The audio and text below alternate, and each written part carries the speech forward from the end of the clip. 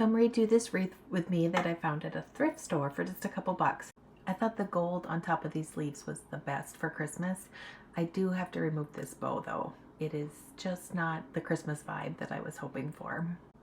The bow that came on this was just simply attached with one of those wire strings, so I just went ahead and unraveled that. The nice thing about this wreath is it was in really good condition, so I didn't have to do anything to clean it up or to get it ready.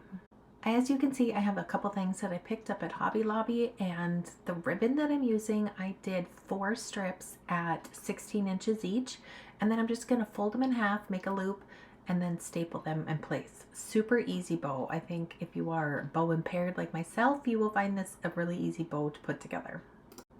Once you have all your loops stapled together, you could also sew them or something like that if you wanted to, but stapling was just so easy for this step, so I went ahead and stapled it. And then you can see I'm kind of scrunching it together in the center, and then I just have a really, I don't know, I think this was just a little scrap piece of twine that I had laying around. You could use floral wire or any kind of ribbon, that kind of thing, to go ahead and tie this together. I'm doing just a couple knots to keep it in place, and then I'm going to cut off the tails because I don't want those to show.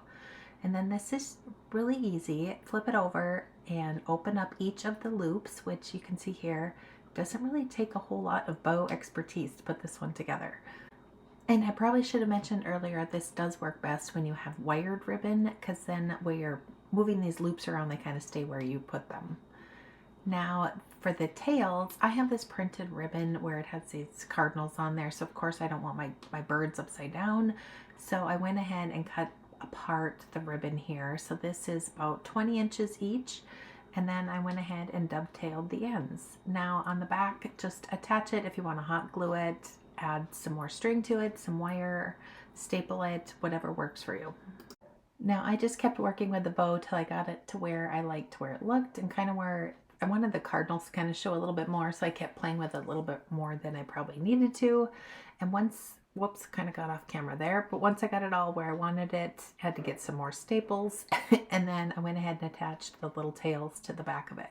Now for this part, I'm using the wire that came with the original bow, and I'm just gonna work that through the bow, so that kind of through one of the loops in the back end, so you can't see it from the front.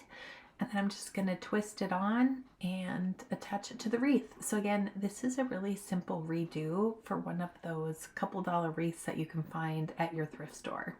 I almost feel like the bow was kind of the hardest part of this whole project, but once you get that attached, tuck in your wires so they don't scratch up your door or anything.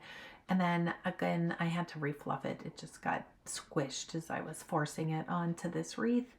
And I'm just going to kind of tuck, I like the long tails, so I'm going to kind of tuck them throughout the greenery to kind of make them flow with the wreath itself.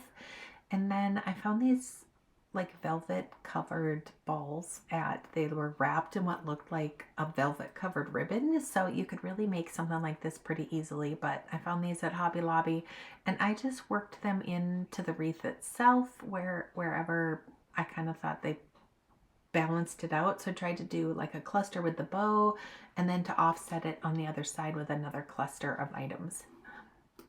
These are some plastic pine cones. It looks like they are, I mean, if you wanted, you could go out and find some pine cones and spray paint them gold. I just thought that this wreath needed some gold accents in there to kind of play off of the gold that was sprayed on some of the leaves, which I just am really loving how this is coming together. I think it's just so simple, and it's only taking me a few minutes to do. Now, these are also from the Christmas Ting Ting greenery floral area over at the craft store. I got them at Hobby Lobby, I'm pretty sure. And I went ahead and tried to, they're wider on the inside, so I just kind of did them a little bit curved. I thought the straight was just a little too, I don't know, proper for this messy wreath with everything it had going on. So again, just finding a place to tuck them, and I think that the angle of these beads really adds a little bit to it, and then it also plays with the color of the ribbon where it has kind of that burlappy color, and then the beads with the unfinished wood. I think that kind of brings those together.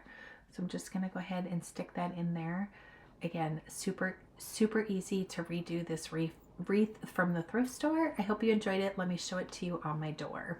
Normally I would go outside and shoot this, but it was kind of cold, so I just opened up my door and showed it to you here, but I think it turned out great.